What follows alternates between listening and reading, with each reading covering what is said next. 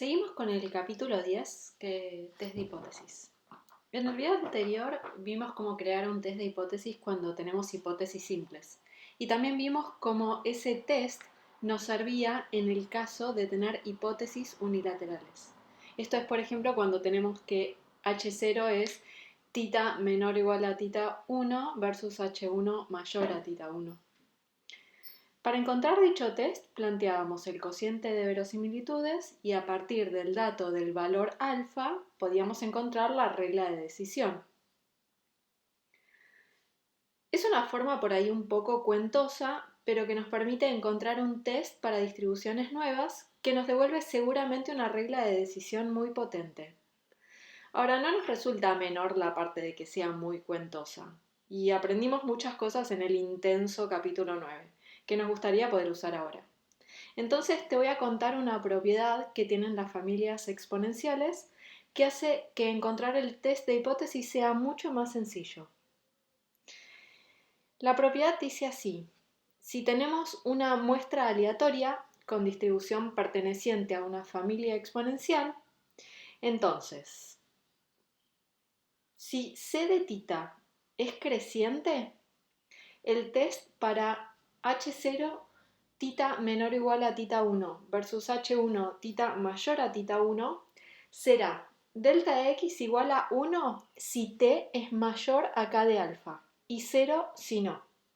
Que para un nivel alfa dado tendremos que alfa es la probabilidad cuando θ es θ1, o sea el valor que pusimos en H0, de que delta de x es igual a 1. Recordá que t era el estadístico suficiente que sacábamos a partir de r de x en la familia exponencial. Era solo factorizar de una forma en particular y descubrir quién era c de θ y r de x. Ahora, ¿qué pasa si c de θ es decreciente? Si c de θ es decreciente, el test para el mismo juego de hipótesis que planteamos antes es delta de x igual a 1 si menos t es mayor a k de alfa, 0 si menos t es menor o igual a k de alfa. Fíjate qué es lo que pasa, como t ahora tiene un menos adelante, cuando pase el menos para el otro lado, me va a invertir el sentido de la desigualdad. Para un nivel alfa dado, de vuelta vamos a tener que alfa es la probabilidad cuando θ toma el valor que pusimos en la hipótesis nula, de la probabilidad de que delta de x sea 1. Y fíjate algo, tenés que encontrar el estadístico suficiente, tenés que encontrar c de θ, y ahora fíjate que la desigualdad que aparece cuando delta vale 1 es la misma que aparece en H1 en los dos casos. Entonces, si tuviéramos en lugar de este juego de hipótesis H1 θ menor a θ1, por lo tanto H0 sería θ mayor o igual a θ1, en mi regla de decisión, delta de x va a valer 1 si menos t es menor que k de alfa. Va a pasar lo mismo con lo que vimos en el caso 1. Fíjate que de todas nuestras distribuciones de la tablita, la única que estamos dejando afuera acá es la pobre uniforme. Pero esto también sirve para uniforme. En el caso del uniforme, la propiedad vale si hacemos de cuenta como que c de θ fuera creciente, o sea, vale como si fuera el caso 1 de familias exponenciales. Esto que te estoy contando sale de una propiedad llamada familias de cocientes de verosimilitud monótono, dentro de las cuales están las familias exponenciales y también la distribución uniforme. Si te interesa aprender más acerca de este tema, puedes acudir a la bibliografía. Como este es un curso corto de estadística, te cuento un resumen de lo que creo más relevante. No podemos llegar a ver el desarrollo de toda la teoría. Veamos un ejemplo.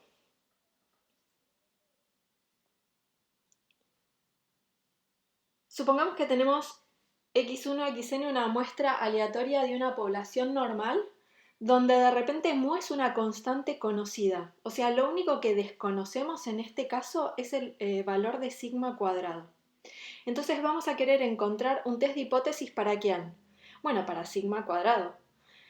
Planteemos la hipótesis H0, sigma cuadrado menor o igual a S, que es un numerito cualquiera, versus H1, sigma cuadrado mayor que S. Como estamos frente a una familia exponencial, escribamos cómo era la función de densidad pero vista como función de sigma cuadrado. La normal en este caso, la conjunta, vamos a calcular, tiene densidad 2pi por sigma cuadrado todo a la menos todo a la menos n sobre 2 por e a la menos 1 medio sigma cuadrado por la suma desde igual a 1 hasta n de xi menos mu al cuadrado. Tenemos que ahora identificar cada uno de los elementos de la familia exponencial. Podemos decir que todo este primer término es a de sigma cuadrado. No tengo nada solo de x, vamos a multiplicar por 1 y decir que h de x es 1. Y del exponente del exponencial podemos observar que c de tita es menos 1 sobre 2 sigma cuadrado y r de x es la suma de xi menos mu al cuadrado desde igual a 1 hasta n. Entonces, por lo que vimos en el video anterior, sabemos que el estadístico suficiente en este caso, que lo llamamos t, es la suma desde igual a 1 hasta n de las variables aleatorias xi menos mu al cuadrado, y c de sigma cuadrado podemos observar que es creciente en sigma cuadrado. Por lo tanto, ¿cómo nos va a quedar el test? Fíjate que estamos frente al caso 1. El test en ese caso valía, la regla de decisión vale 1 si t era mayor que k de alfa. ¿Por qué mayor? Porque en H1 tengo el signo mayor. Entonces me queda 1 si la suma de las xy variables aleatorias menos ¿quién? Menos mu al cuadrado es mayor que k de alfa. Que no te perturbe que puse la letra mu acá. Acordate que por enunciado mu es un número, no se vale 4, lo que sea. Es constante desde el comienzo en el enunciado. Y vale 0 si no. Ahora, ¿qué me falta? Me falta encontrar el estadístico del test y el cuantil que delimita mi zona de rechazo para que el test me quede perfectamente definido y pueda tomar una decisión. Para eso tengo que usar el dato de alfa. Alfa siempre va a ser dato. ¿Quién es en este caso según mi propiedad que acabamos de ver? Alfa es la probabilidad cuando sigma cuadrado es igual a S, o sea, cuando H0 es verdadera, de que la suma de las xy menos mu al cuadrado sea mayor que k de alfa. ¿Y ahora qué hacemos? Necesitamos conocer la distribución de este bodoque variable aleatoria que me quedó acá. Bueno, por algo te cansé tanto en el capítulo 9. Habíamos visto en el último teorema de ese capítulo que la suma de las xy menos mu al cuadrado sobre sigma cuadrado tenía distribución chi cuadrado de n grados de libertad. Y eso es lo que voy a usar ahora. ¿Quién me queda alfa? Alfa es la probabilidad bajo H0 de quién. Voy a dividir de los dos lados de la desigualdad por S, porque S es un número positivo. Me queda que la suma de las xy menos mu al cuadrado sobre S es mayor que k de alfa sobre S. Ahora fíjate que si sigma cuadrado vale S y llamo a toda esta variable u, por el teorema u tiene distribución chi cuadrado. Esto siempre y cuando sigma cuadrado sea S, o sea, bajo H0. Bueno, dibujemos la chi cuadrado para entender cuál es el cuantil que nos están pidiendo. La chi cuadrado, acordate que tiene forma parecida, es como una gama, ¿no? Entonces tiene una forma acampanadita, pero como que la joroba está corrida para la izquierda. Es siempre positiva. Y ahora estoy buscando el cuantil de la chi cuadrado que me deje a derecha un área alfa. Y acordate que alfa es un valor muy chiquitito. Por lo tanto, ese valor del cuantil tiene que estar bien a la derecha. Por ejemplo, por acá. Es el valor de la variable que me deja a derecha alfa. Por lo tanto, es el cuantil 1 menos alfa de la chi cuadrado con n grados de libertad. Para encontrar este cuantil, fíjate que en el campus tenés una tabla de cuantiles de la chi cuadrado. Y si no, podés recurrir, ya que estamos en la modalidad virtual, a buscar programas que te den los cuantiles de las distribuciones o bien usar R como venimos usando para todo. ¿Cómo nos queda el test entonces? bien definido.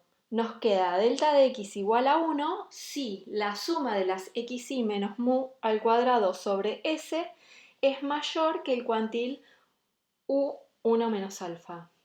Mucha atención, dijimos que el estadístico del test solo puede depender de quién, de la muestra aleatoria. Y acá eso es lo que está pasando, no le pusimos números a esto, pero la n va a ser fija. Mu va a ser un número fijo. Ese es el valor que pusimos en ¿dónde? Es el valor que pusimos en la hipótesis nula.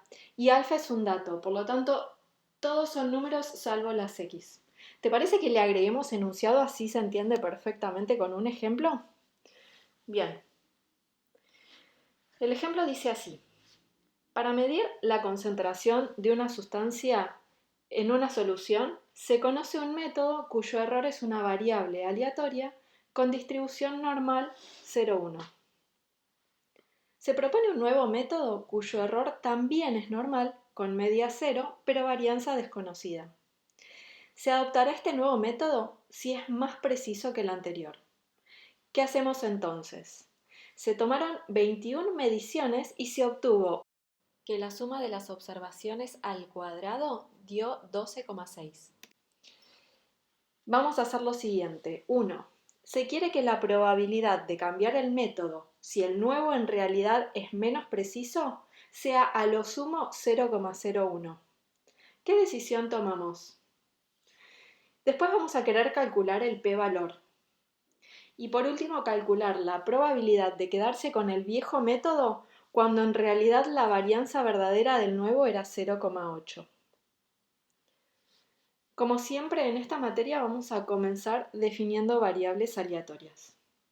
¿Quién es mi variable acá? XY sería el error en la iésima medición con el nuevo método. Estas variables, las 21, tienen distribución normal de parámetros 0 y sigma cuadrado. Sigma cuadrado es la nueva variabilidad que desconozco. ¿Qué me dice el punto 1? Dice que la probabilidad de cambiar el método si el nuevo es menos preciso tiene que ser a lo sumo 0,01. Ahí lo que me está diciendo es qué es lo peor que le puede pasar a esta persona que está haciendo el experimento. ¿Por qué? Porque tengo que entender cómo definir mis hipótesis correctamente. Si me está contando lo peor que le puede pasar, me está contando lo que definimos como error de tipo 1. Por lo tanto, 0,01, que es el máximo de esta probabilidad, va a ser alfa, y el error de tipo 1 es cambiar el método si el nuevo es menos preciso.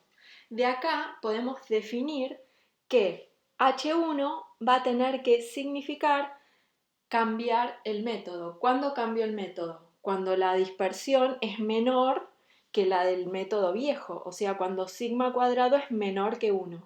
Esto es lo primero que defino siempre, H1, porque es lo que quiero probar. Si H1 es sigma al cuadrado menor a 1, a H0 no le queda otra que ser sigma cuadrado mayor o igual a 1. En base a lo que acabamos de charlar, como estamos frente a una familia exponencial con c de tita creciente, podemos definir fácilmente nuestra primera versión de test. ¿Cuál sería nuestra primera versión? Delta de x va a valer 1 si la suma desde i igual a 1 hasta 21, porque tengo 21 muestras, de las xy menos 0 al cuadrado, porque fíjate que acá mu vale 0, es menor que k de alfa. Mantengo siempre el signo que aparece en H1. Y 0 si no. ¿Con qué dato súper importante? Alfa, que es 0,01, es la probabilidad. Cuando sigma cuadrado toma el valor de H0, que en este caso es 1, de que delta de x sea 1. ¿Sí?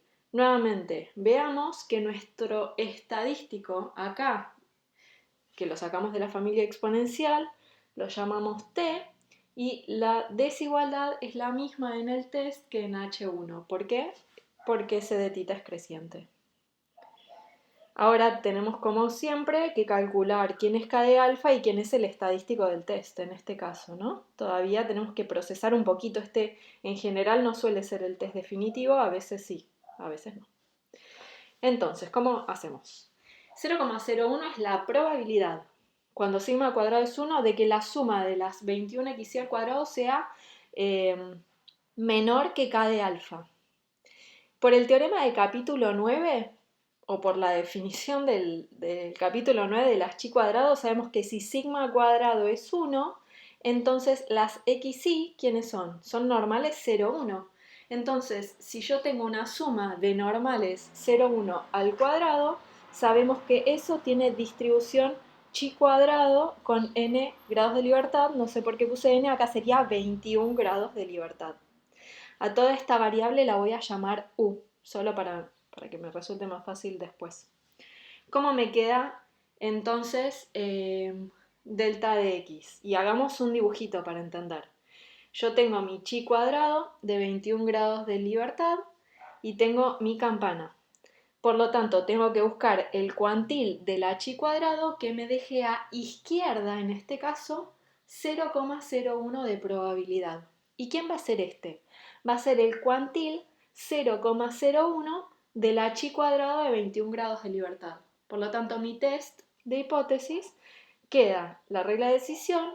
1. Si la suma de las 21 xy cuadrado es menor que el cuantil chi cuadrado 21, 0,01, ¿de dónde voy a sacar este valor? Bueno, como te dije recién, ¿o lo saco de la tabla o lo saco con la computadora? A mí me dio 8,89. Y va a ser 0 si no. Ya tenemos nuestro test de hipótesis perfectamente listo para poder usar. Lo que viene ahora es la parte de usar el dato de la muestra. La suma de las xy al cuadrado me da 12,6. Ese es el dato observado. Fíjate en el gráfico, 12,6 cae por afuera de la zona de rechazo. Entonces, como 12,6 es mayor a 8,89, no rechazo H0 y no tengo evidencia suficiente para decir que el método nuevo es mejor. Por lo tanto, no lo voy a cambiar. Ahora queremos calcular el p-valor. ¿Quién es el p-valor? La idea es la siguiente, el p-valor sería algo así como hasta dónde puedo llevar mi barrera que delimita la zona de rechazo de manera que con la muestra observada pueda rechazar mi hipótesis. En este caso sería correr el límite, siempre sería correr el límite de alfa hasta el valor observado. Fíjate que como caí fuera de la zona de rechazo, el área correspondiente al p-valor va a ser mayor que el área correspondiente a alfa. El p-valor lo vamos a calcular como la probabilidad de que u, que es mi estadístico bajo H0, sea menor que 12,6, que es el valor observado con mi muestra.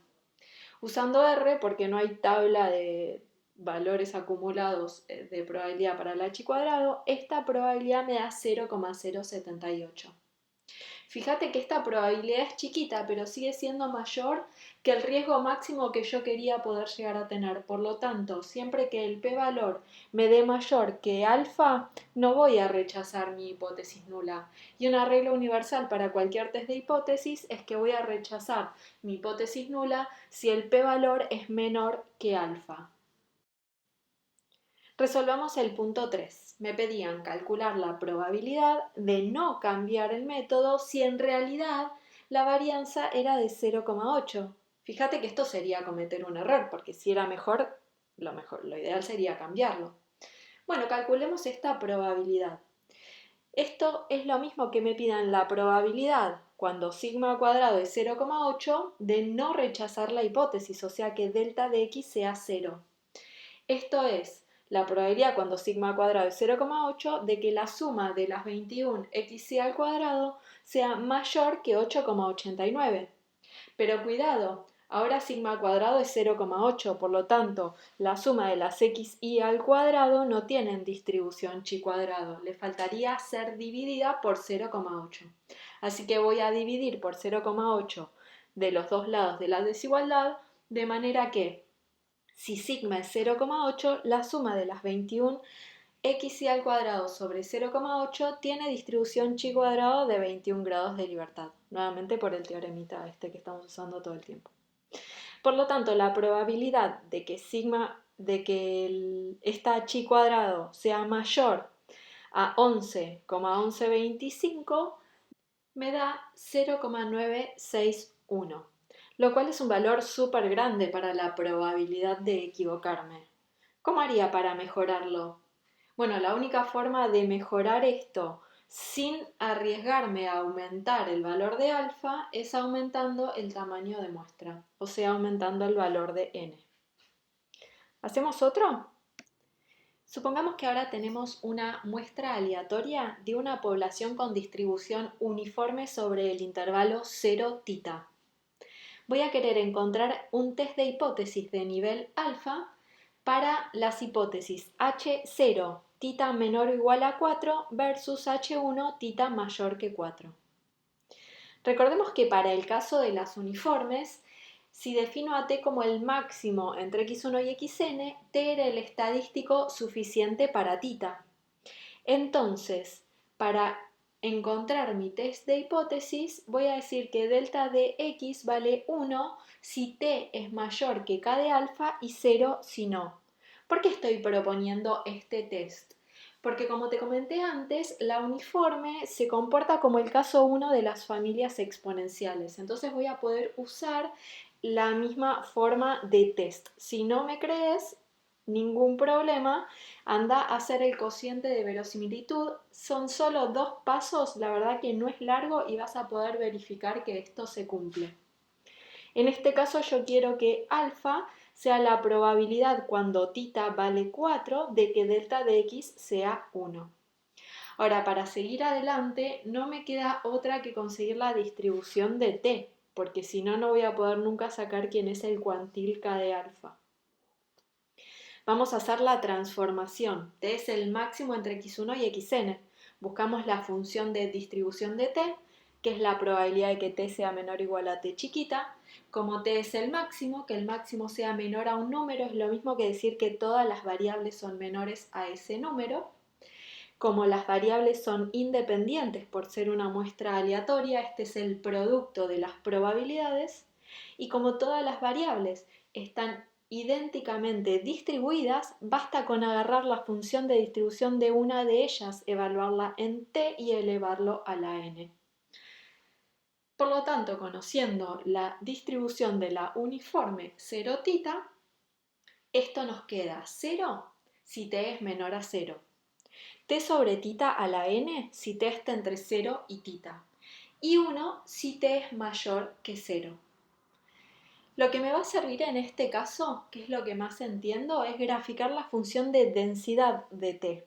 La función de densidad de t tiene, bueno, más o menos súper fuera de escala esta pinta desde 0 hasta tita y 0 en otros casos. ¿Quién es alfa? Alfa es la probabilidad cuando tita vale 4 de que t sea mayor que k de alfa. Ya tengo la función de distribución de t. Fíjate que acá no hay mucho más para hacer. Genial porque lo tengo casi logrado. Solo tengo que buscar un cuantil para la variable que acabo de definir.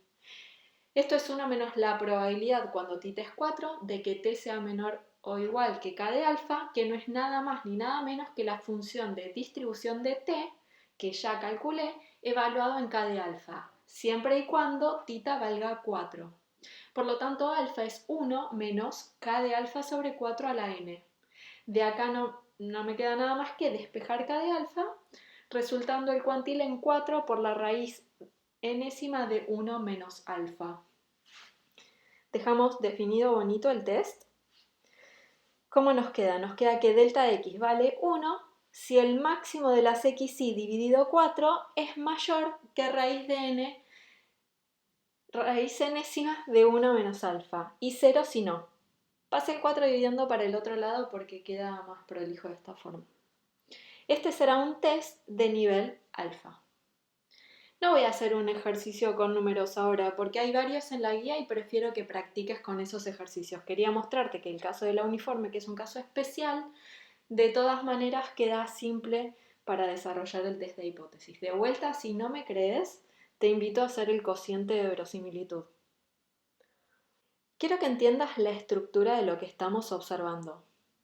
Tenemos un juego de hipótesis sobre un parámetro desconocido. y luego una regla de decisión basada en la muestra aleatoria.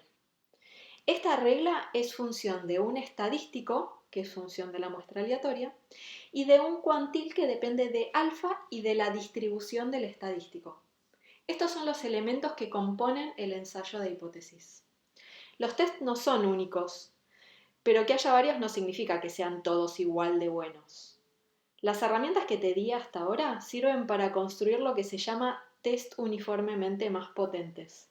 Pero no siempre voy a poder conseguirlos, ya sea porque no conozca la distribución del estadístico, o porque la muestra que tenga no me lo permita, o simplemente porque no exista.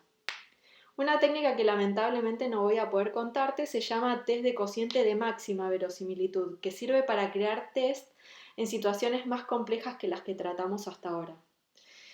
Lo que voy a hacer es tratar de que entiendas la idea de lo que venimos observando para que podamos crear test que sean buenos, aunque no necesariamente van a ser los mejores. Veamos esta idea que te estoy contando con un ejemplo. Analicemos algo que ya hicimos en el video anterior. Si tenemos una muestra aleatoria de una población normal, parámetros muy sigma cuadrado con sigma conocido, habíamos planteado las hipótesis mu menor o igual a una constante, llamémosla A, versus mu mayor que A, y nos quedó que nuestra regla de decisión valía 1 si la suma de las nxi menos n por A dividido la raíz cuadrada de n por sigma cuadrado era mayor que el cuantil de la normal estándar 1 menos alfa y 0 si no. Esto era un test de nivel alfa, con alfa igual a la probabilidad cuando mu valía exactamente A de rechazar H0, o sea de que delta de X sea 1. Graficábamos la normal, teníamos el cuantil que nos dejaba a derecha la zona de rechazo, o sea iba a rechazar la hipótesis de que mu era chiquito encontrando valores grandes del cuantil. Esto es lo importante.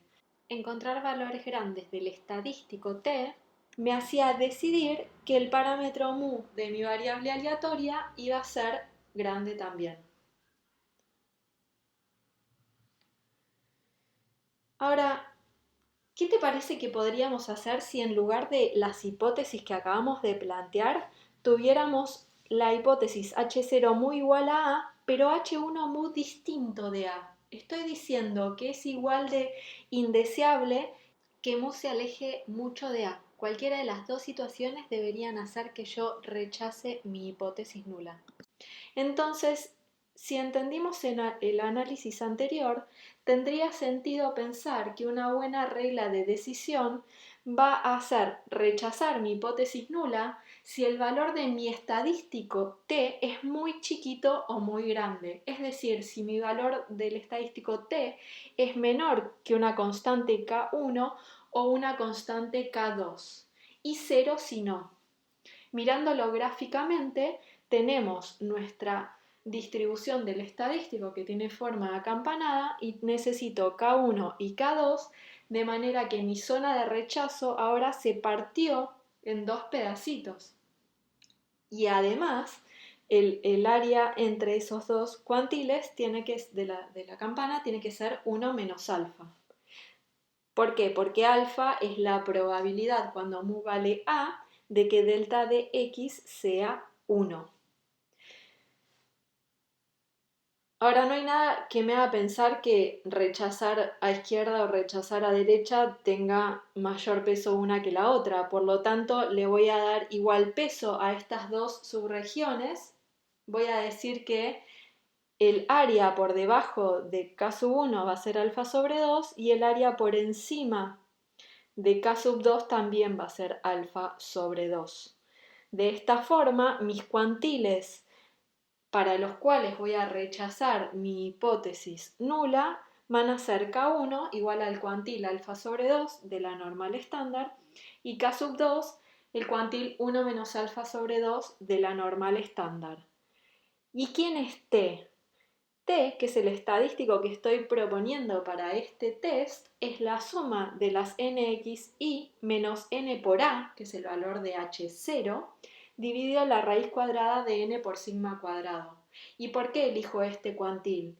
Porque bajo H0 conozco la distribución de este cuantil, está relacionado con el parámetro de interés y la muestra aleatoria, y su distribución es normal 0,1. Es clave conocer su distribución.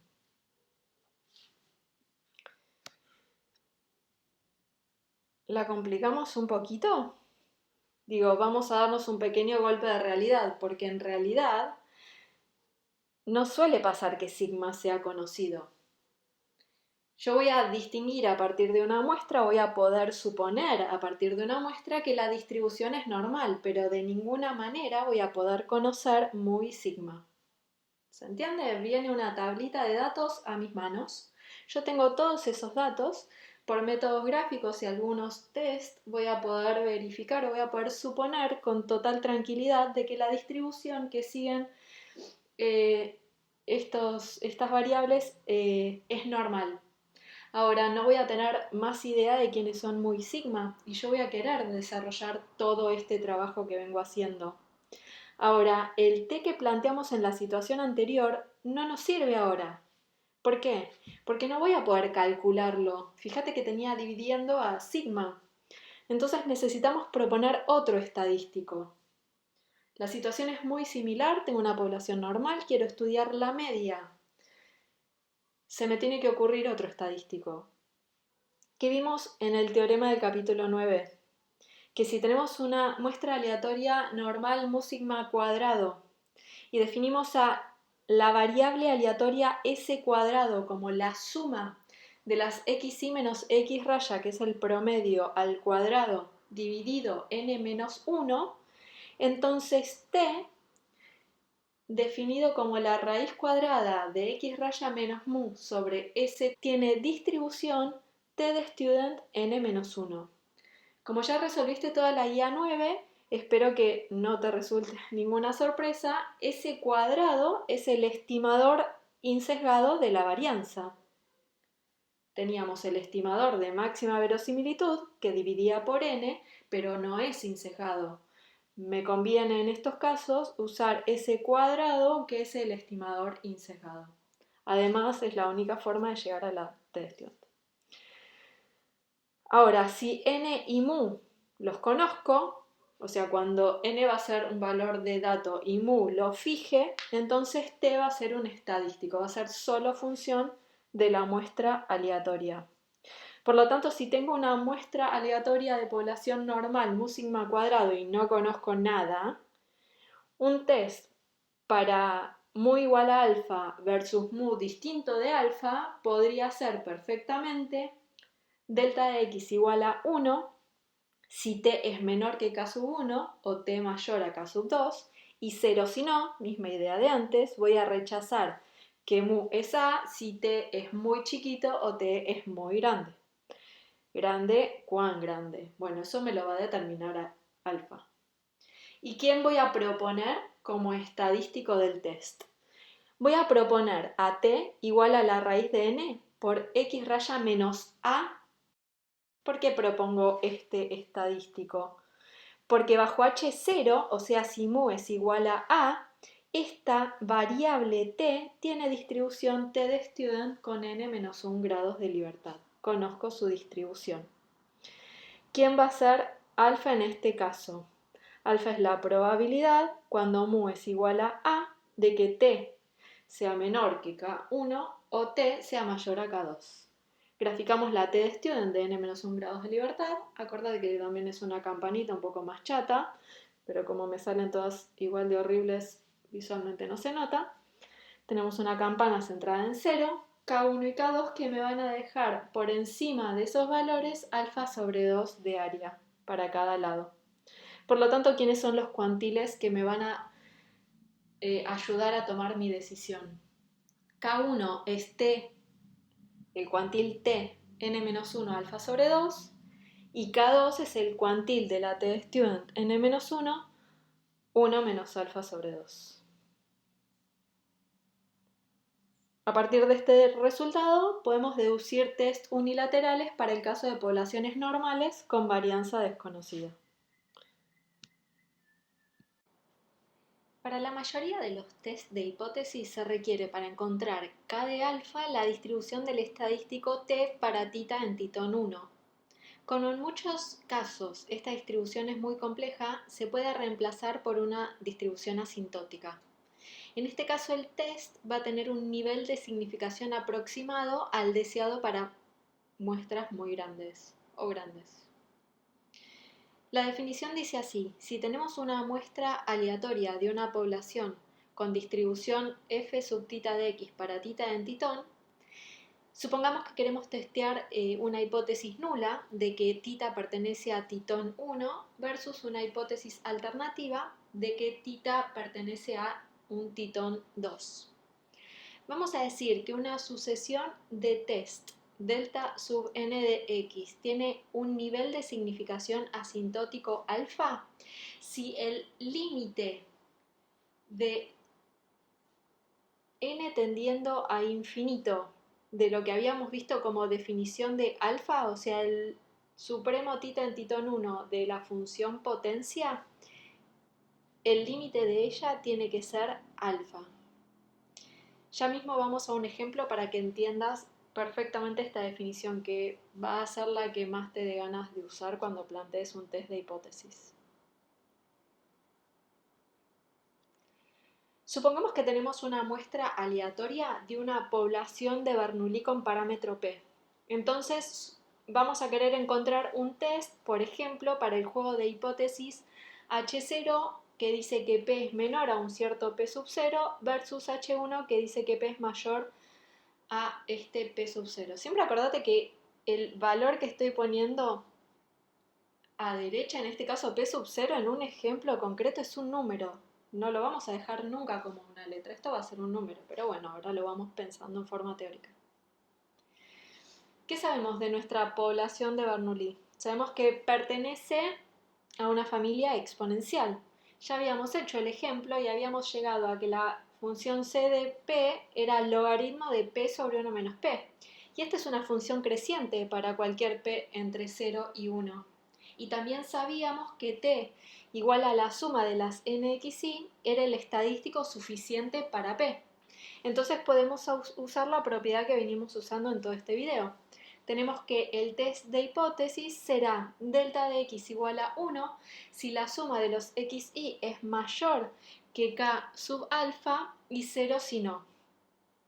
Pero ¿cuál es la diferencia en este caso? Hasta ahora nuestros estadísticos siempre eran variables aleatorias continuas. T es una suma de variables de Bernoulli. Bueno, ya sabemos que es una binomial, es una variable aleatoria discreta. Entonces no vamos a poder encontrar un test de nivel exacto alfa, porque la probabilidad en este caso, la función de distribución, podemos verlo mejor así, es escalonada. No voy a tener la suerte de que justo voy a tener un cuantil que dé exactamente acumulación de probabilidad alfa. Lo que sí podemos es encontrar un test de nivel asintótico alfa. ¿Qué significa esto? Que cuando yo vaya a calcular la probabilidad de rechazar la hipótesis cuando la hipótesis nula es verdadera, o sea, la probabilidad cuando P es P sub 0 de que delta de x sea 1, en lugar de calcular la probabilidad exacta, voy a aplicar alguna aproximación de todas las que conocimos y vamos a ver que esta probabilidad cuando n tienda a infinito tienda a alfa. ¿A qué te suena esto? ¿Qué vamos a poder usar? Bueno, vamos a poder usar principalmente el teorema central del límite. Escribámoslo para este caso. En este caso, la probabilidad cuando P es igual a P sub 0 de que delta sea 1 es la probabilidad de que la suma de las xy sean mayores que k de alfa. Ahora yo puedo decir perfectamente que esto es igual a que la suma de las xy menos n por p sub 0 dividido la raíz cuadrada de n por p sub 0 por 1 menos p sub 0, que no es nada más ni nada menos que aplicar la transformación que me va a llevar a poder usar el teorema central del límite. Fíjate que tengo exactamente la misma expresión que vimos en el capítulo 8. La probabilidad de que esta nueva variable sea mayor a un k' de alfa la puedo aproximar usando teorema central del límite, porque tengo una suma de variables aleatorias I y D con esperanza y varianza finita. Fíjate que esta probabilidad, por teorema central del límite, es aproximadamente 1 menos phi k' de alfa. Quedó horriblemente apretado, vamos a escribirlo de vuelta. La probabilidad cuando p es igual a p sub 0 de que la suma de las xy menos n por p sub 0 sobre la raíz cuadrada de n por p sub 0 por 1 menos p sub 0 es mayor a k de alfa. Por teorema central del límite esto va a ser aproximadamente 1 menos phi en k de alfa. Y yo quiero que esto sea igual a alfa. Por lo tanto, si graficamos la campana normal estándar, vemos que el área a derecha de lo que llamé k' de alfa tiene que ser alfa. No te olvides que alfa siempre es un valor chiquitito, por lo tanto k de alfa está bien a la derecha. ¿Quién será entonces este k'? Va a ser el cuantil 1 menos alfa de la normal estándar. Por lo tanto, un test de nivel aproximado alfa resulta delta de x, que es 1, si la suma de las xy es n por p0 dividido la raíz de n por p0 por 1 menos p0, mayor a z de 1 menos alfa, y 0 si no. ¿Le agregamos enunciado? Dale. El ejemplo dice así. Para curar cierta enfermedad se emplea actualmente un tratamiento que tiene un 40% de éxito. Un nuevo tratamiento es probado en 100 pacientes elegidos al azar y 83 de ellos se curaron. Si se quiere que la probabilidad de adoptar el nuevo tratamiento cuando no es mejor que el actual sea como máximo 0,05, ¿qué decisión tomaría? Calculemos el p-valor aproximado. Y además quiero calcular aproximadamente la probabilidad de no cambiar de tratamiento si el nuevo en realidad tiene una probabilidad de éxito de 0,45. ¿Quiénes serían mis variables acá? Voy a tener una variable xy que va a valer 1 o 0. Quiero definir mis variables de Bernoulli como lo vimos en el desarrollo teórico. En este caso, esta variable va a valer 1 si el 10º paciente se cura con el nuevo tratamiento, y 0 si no. De esta manera, x1 hasta x100 son variables aleatorias I y D con distribución Bernoulli de parámetro P. Me dice el enunciado que se tomó una muestra de tamaño 100 y la sumatoria de las 100 xy para este caso en la muestra dio 83. ¿Por qué? Porque 83 de esos 100 se habían curado. Además me dice que la probabilidad de cambiar de método cuando no es mejor quiere que sea menor o igual a 0,05. Como lo vimos en los otros ejemplos, 0,05 va a ser alfa y cambiar de método cuando este no es mejor es el error de tipo 1. ¿Quién sería mi juego de hipótesis entonces? Mi hipótesis alternativa, para cumplir con el requisito de quién es el error de tipo 1, debe ser P mayor a 0,4 y H0 es P menor o igual a 0,4. ¿Qué te dicen estas hipótesis? Te dicen que solo vas a cambiar de método si estás casi 1000 seguro de que el método es mejor. O sea, lo peor que te puede pasar es cambiar de método cuando en realidad no era mejor. Y tiene muchísimo sentido en términos de lo que es el enunciado. Como tenemos una familia exponencial con c de tita creciente, vamos a plantear el test como delta de x igual a 1. Si el estadístico suficiente es mayor a k de alfa, respetamos el signo de desigualdad de H1, y 0 si no. Y lo que vamos a hacer es buscar a k de alfa de manera tal que la probabilidad cuando p sea 0,4 de rechazar H0 en este caso sea aproximadamente 0,05. Esto es lo que cambia de lo que venimos haciendo. ¿Y cómo vamos a calcular eso? Usando teorema central del límite. Nuevamente, que tengas la IA8 bien clara es muy importante para estos ejercicios. Desarrollemos. La probabilidad cuando P es 0,4 de que la suma de las 100 xy sea mayor a K de alfa es lo mismo que la probabilidad cuando P es 0,4 de esta transformación, de esta estandarización mayor a K' de alfa, ¿no? Porque acá me va a quedar un número diferente al que tenía antes. ¿Qué le voy a restar? Si P vale 0,4 y N vale 100, lo mejor que puedo hacer es estandarizarla con los valores correspondientes a una variable Bernoulli de parámetro 0,4. Si hago esto, cuando p es igual a 0,4, puedo usar la aproximación por teorema central del límite, porque esto tiende a una normal 0,1 solamente si p es 0,4. Esta probabilidad entonces va a ser aproximadamente 1 menos phi de k' de alfa. Y yo quiero que esta probabilidad valga 0,05. Graficamos. Nuevamente quiero que el área derecha de k' de alfa sea 0,05, por lo tanto el cuantil que necesito lo busco en la tabla y da 1,6449. Mi test de hipótesis resulta 1, si la suma de la 100xy menos 40 sobre raíz de 24 es mayor que 1,6449 y 0 si no. Fíjate que el estadístico del test solo depende de la muestra aleatoria. Este será un test de nivel asintótico 0,05.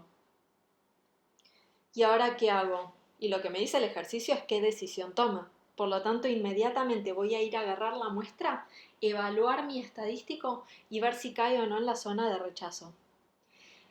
¿Qué me dio la muestra? Me dio que la suma de las 100 xy chiquitas valió 83. Por lo tanto, mi t chiquito es 83 menos 40 sobre raíz de 24, lo cual haciendo las cuentas me da 8,77, que de la campana se me cayó prácticamente, pero bueno, estamos seguros que es más grande que 1,6449.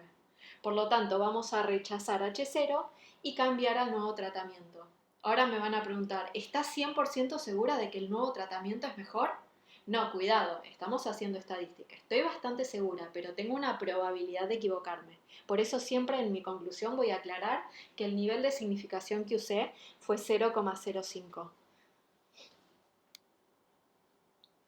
Calculemos el p-valor. ¿Quién sería el p-valor en este caso? Volvamos a hacer la campana. Yo tengo mi campana, tengo mi zona de rechazo delimitada por el número 1,6449, dejando a derecha un área alfa. Ahora marco cuál es el valor observado de mi muestra y pienso, ¿hasta dónde se podría haber ido esta barrera negra para de todas formas rechazar la hipótesis pero como límite poniendo mi muestra observada?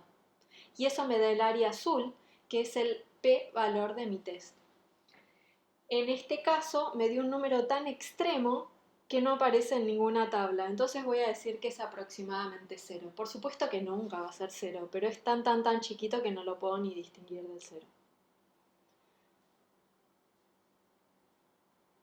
Por último, el ejercicio me pedía cuál es la probabilidad de no cambiar cuando en realidad había una mejora. O sea, cuál es la probabilidad de no rechazar H0 si P en realidad valía 0,45.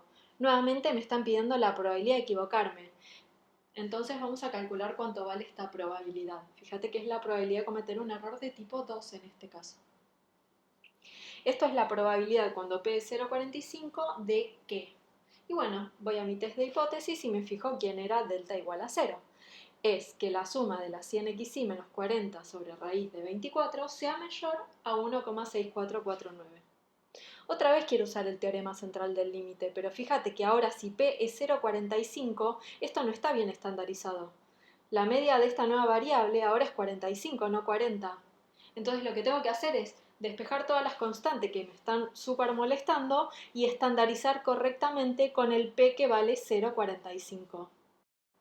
De esta forma, estandarizando correctamente, sí puedo aplicar el teorema central del límite y aproximar esta probabilidad por 1 menos phi en el valor corregido que me dio 0,6147. Buscando en la tabla, esta probabilidad me dio 0,2694. Bueno, es una probabilidad baja, lo cual es bueno porque estábamos calculando la probabilidad de cometer un error. Nuevamente, si quisiera que esta probabilidad fuera aún más baja, porque quiero realmente detectar cuando un test aumentó en un 5% su confiabilidad, entonces voy a tener que aumentar el tamaño de muestra. Va a ser la única forma de poder disminuir este valor. Un desarrollo muy similar al que acabamos de hacer vas a realizar, por ejemplo, cuando la muestra aleatoria proviene de una población con distribución de Poisson. O también cuando tu estadístico sea el estimador de máxima verosimilitud, pero en ese caso creo que vas a usar mejor la distribución asintótica del estimador de máxima verosimilitud que vimos en el capítulo 9. Todos los ejercicios que venimos haciendo de ejemplo te di como dato el, la situación en la cual cometías un error de tipo 1, pero vas a ver que en muchos ejercicios lo que te va a decir el ejercicio es directamente qué es lo que se quiere probar. Si a vos el ejercicio te da como dato qué es lo que quiero probar con respecto al parámetro, esa siempre va a ser tu hipótesis H1. Para mi gusto es la forma más linda de enunciado, porque no tengo que andar suponiendo absolutamente nada o interpretando de más el enunciado. Tengo que realmente ver qué es lo que quiero probar y lo que quiera probar siempre lo voy a poner en H1. ¿Por qué? Porque lo que pongo en H0 nunca lo voy a poder probar. Acordate que la decisión fuerte en un test de hipótesis recae cuando uno rechaza la hipótesis nula. Esto es un concepto bastante complicado de entender, así que preguntanos todas las veces que haga falta y tenés unos cuantos ejercicios para practicar. Hay un mundo gigante en cuanto a test de hipótesis. Nosotros vimos solo el primer escalón. Vimos cómo construir test en base a distribuciones que ya conocíamos, que son bastante simples, pero bueno, después vas a poder seguir aprendiendo, si te interesa la estadística, distintas situaciones en las cuales vas a poder construir test bastante más elaborados, pero vas a ver que la estructura y la idea es siempre la misma.